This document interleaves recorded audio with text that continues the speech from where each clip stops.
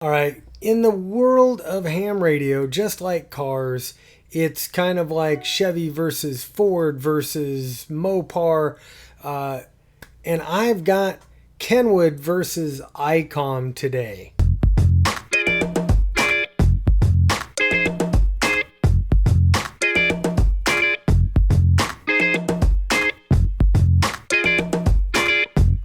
Now, for the last several years, I have been a huge Icom fanboy.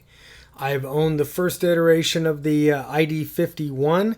I've owned the 92 AD before that. And I really enjoyed the way that Icom had made their handhelds. The ID-51 is sleek and sexy. It feels good in your hand. And then comes Kenwood with the D74. Well, it's like a big brick box. There's just like no shape to it. But why do I love it more than my Icom? Well, when we start both of them up at the same time, the first and obvious thing that I love is the Kenwood color screen. I mean, how much better does that look compared to the ID-51? Now, both of these radios do VFO and memory modes. They both do 2 meters and 440. They both do D-Star. But the D74 is a wideband receiver, where the ID-51 here is limited in its receive mode. It does aircraft bands, it does 2 meter, and it does 440. That's about it. It does this weird 300 megahertz, which I don't even know what the hell that does.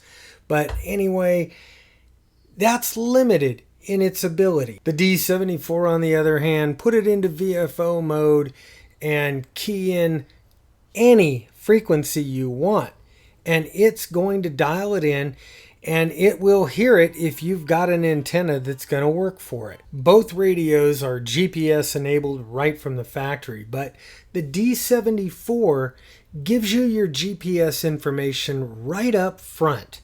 The ID-51, on the other hand, the GPS information is buried within one of the menus. So to bring it up, you've got to do some manipulation, and you just can't see what's going on right off the bat. Switching between bands on the ID-5100 or the ID-51 is as simple as a single press of a button. And to change from dual band receive to a single band is 2 presses. It's almost exactly the same way on the D74. To switch between the active band is a single press of the button, and if you want to dial in a single band, it is 2 presses of buttons. Now, receiving in D-Star mode on both HTs, it'll give you the caller's information, but look at the left side of the screen.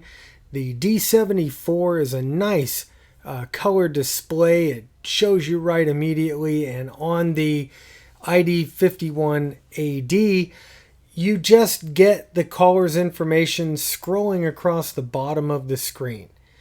It does light up both screens, but you get all that information right up front on the D74. Where the Kenwood really makes its money here is in the 220 band.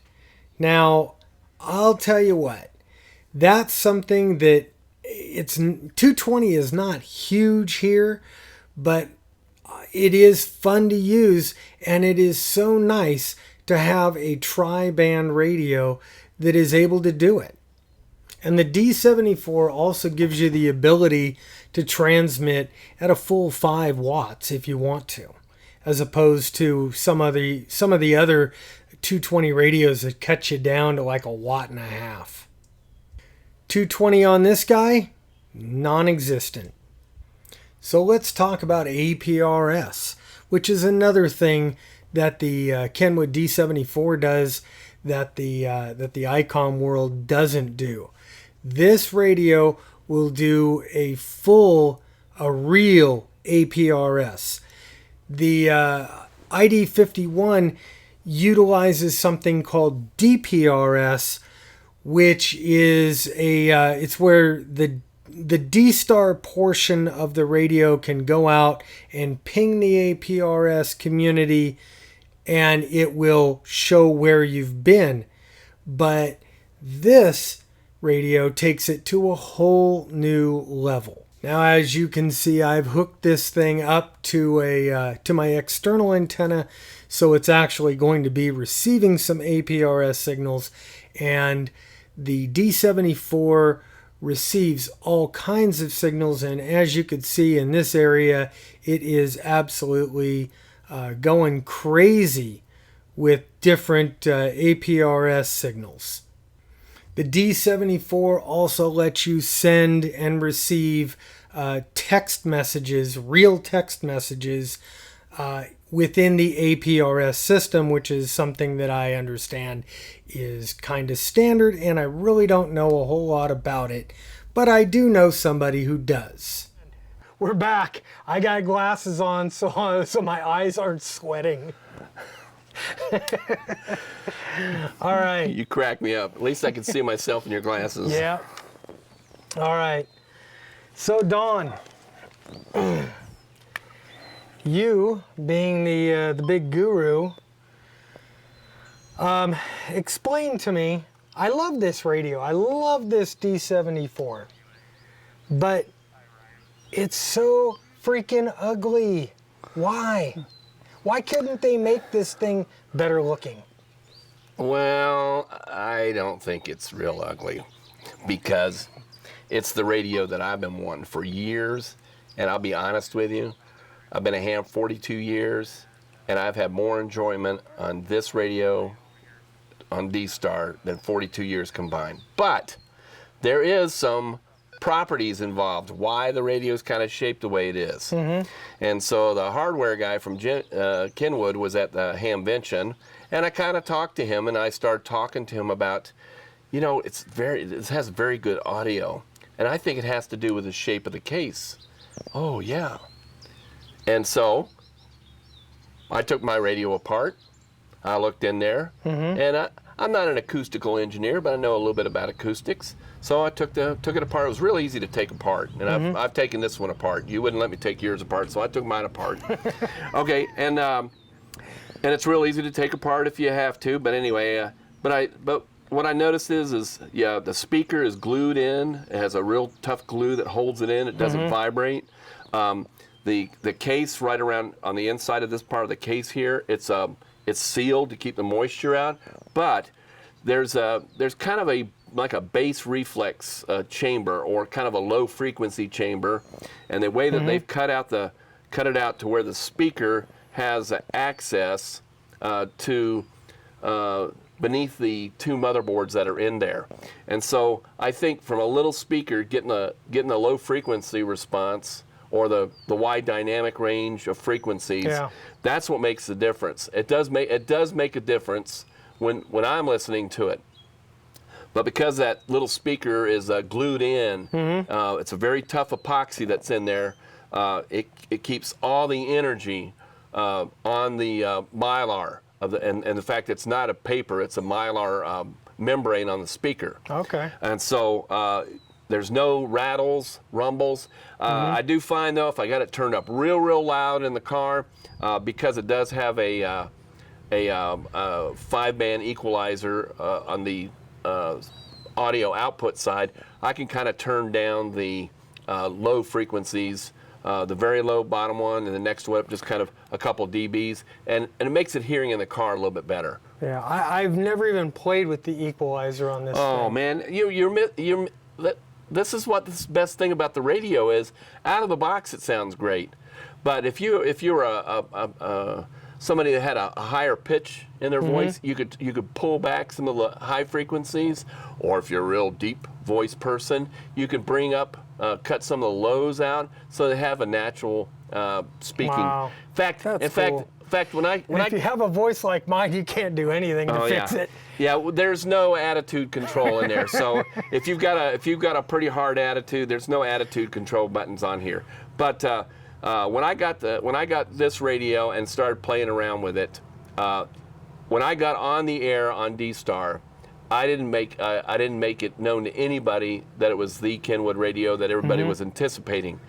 And so all of a sudden, people would say, "Man, your audio really sounds good. What do you have?" And I wanted to not solicit comments. I was waiting. I said, "This is the new Kenwood 74." Oh man, that thing really sounds good. And I'm pretty true when I say this. I can be listening to a whole bunch of people on D-Star. When the Kenwood 74 guys come on, their audio just sounds a little bit better. And I think another thing is it does use the more up-to-date encoder. It encodes things faster. It's double the speed encoder. There's also DSP at the beginning of the encoder and DSP at the end of the encoder. And so they're able to tweak the transmit audio and the receive audio to where it's very, very comfortable. Not this harsh sound that I was used to years ago. It's very, very mellow sound. Of course, you know Kenwood Audio, that's their #1 thing. Yeah. And they carry that philosophy even in an amateur radio. I gotta love that. Yeah, I agree. Kenwood Audio is good. I want to switch gears just a little bit. This has got APRS in it, and I am not I'm not an APRS expert. So explain to me what this thing can do that you can't do on the Icom D-Star radio with DPRS. Okay. Basically, DPRS is a one-way protocol, and there is a time and a place for that. It's one way. All right. APR and it's just a tracker. DPRS just tracks, and so APRS is bi-directional. And what do you say by that means? Well, if we were sitting here, we can exchange messages, we could exchange information. I'm able to work with it with no fancy antenna. I'm able to take this radio with 5 watts and get it pointed at the ISS, and I'm able to send a message from a handy-talkie up to the ISS down to people that are 800 or 900 miles from me.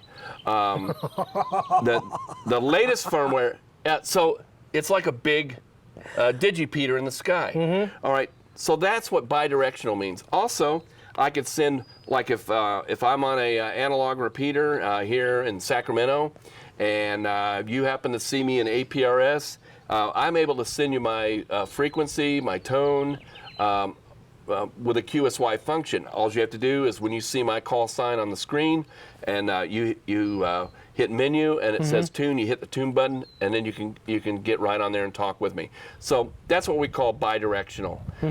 They have just added, like 2 days beforehand, mentioned live object editing. So you're able to capture your location and change the icon on the fly. So if there was an accident or a major event that you want to get people's attention, you're able to do what they call live object editing on the fly. And so that's a new feature that's been going on. Okay. And of course, Kenwood's had a relationship with Bob Berninga, WB4APR, who is the guru, the writer of the APRS code or protocol. And they've had this relationship with him since day one of APRS. So it has evolved, and now it's come to fruition in the Kenwood D74. Nice. Very, very cool. Okay, I got one more question. And I know you're not a Kenwood employee, but you know somebody who knows somebody who knows somebody. Yeah. Talk to the guy. Yeah. What is is Kenwood planning to put out a say a mobile version of this thing that like 50 watts, throw it in the car, does all the stuff that this does? Well, here's what they're doing. They are, and in fact at Hamvention, I mentioned this in 2 forums, is they are soliciting input from you, the end users. Okay? I'm an enthusiastic end user. So, I feed them some stuff as an end user. Right. Okay? It's time for the people that are interested in a Kenwood mobile radio. Let's just say, we're hyperbolating here, 50 watts. Let's just say APRS. Let's just say D-Star. And let's say 220. So it'd be a tri-band mobile. It'd be the first tri-band mobile that they would build in years. And so let's just say for a mobile that they took all the goodies from the 74, APRS, D-Star. We've seen a huge influx of D-Star because of this radio, because avid Kenwood users were waiting for the D-Star to come out on Kenwood. APRS, I said that, 220, shortwave receive. All right, so you have a lot of features here that you want to put in a mobile radio. You mean you're thinking wideband receiver in a mobile? Hey, I think anything's possible, but that'd be kind of cool. That would be awesome. So anyway, so what they're doing is they're asking you people, the people that use these radios, they want you to email them. And so I'm asking all you out there, here's the email address. It's going to be here on the screen, jkusa.amr@gmail.com. Now, it's not a scam or anything like that. It's just a Gmail account. It goes to a guy at Kenwood who's doing marketing survey. And what we're asking you is to answer 4 questions. First, we want your call sign. Okay. Want your name, your location, like Canada, USA, Europe, or whatever. And how many do you think you buy? Now, I would probably buy 1. You'd probably buy 1, maybe 2. But maybe you're a guy that's involved in search and rescue or emergency management. Hey, our club would be interested in buying like 5, or our EOC would buy 10. Yeah. Put those numbers down there. Hey, and if you got a little feature that you'd maybe would be, hey, here's what I'm kind of looking at.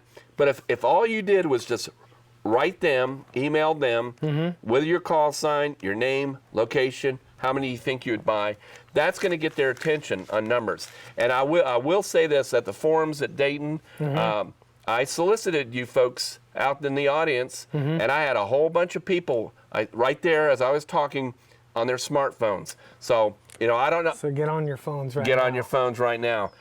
I don't know what number they're looking at. All I could tell you is the more people that jam that email address, then you folks, the end users, you have your say, and that's what they're soliciting now. Nice. All right, so if I hear you right, you guys and me, we have the opportunity to kind of drive Kenwood into either building this thing, 50-watt mobile. Display, don't worry, don't forget to tell them about that display. Oh yeah, with the color display, and it better not wash out in the sun or I'm coming to get you. That's right, I'm scared. It probably, what, you think a detachable head kind of a thing? Or? Probably so, just like they've done with the 710A and the 710G. It would just make sense to make this the next version that has a detachable head. Okay, detachable head, 50 watts, tri-band, APRS, D-Star, and I know you DMR guys are like, DMR, but no, it's D-Star. We got the infrastructure's there, and it's already there. They built a D-Star radio.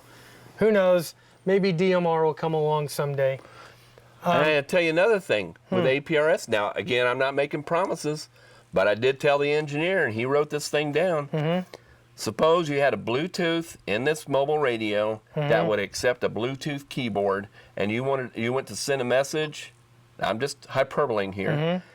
There may be the possibility with a little Bluetooth keyboard that you can enter your messages on the keyboard versus you know, key on the microphone. Now that would be pretty cool. That would be awesome. That All would right, be this really, is the really time, Bob, that you guys out there in Radio Land get off your duff cool. Get on your email.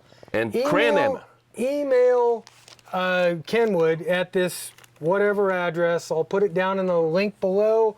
I'll have it listed down here. Answer the But questions. Get Gotta on answer there the questions. and give them your call sign, your name, your location, and how many you think you'd buy. If you think you'd buy one, hey, you'd buy one. But I'll tell you what, guys, I know there's 6,500 of you right now that are subscribers. I see the QRZ numbers, usually about 2,000 to 3,000 a week. So there's a good number. If every single one of you guys emailed Kenwood and offered your opinion up on this, I think this show right here could make this happen. We could have a very cool new mobile radio. Hey Don, thanks for coming. Yeah, finally get to see you in 3D instead of that 2D stuff. I know. Isn't it funny? Ain't I fat? Yeah. Well, the thing is, the camera adds 20 pounds. he's actually a whole lot nicer than what he's depicted on his TV screen. He's actually a pretty good guy. He's a good guy. I like enthusiastic people, and Bob, you really deliver enthusiasm, and it's very entertaining. I make my little videos, but I really enjoy watching the stuff that you put out. So, you guys, we need you to vote. Vote, vote, and if you forget about it, vote later on. Vote again.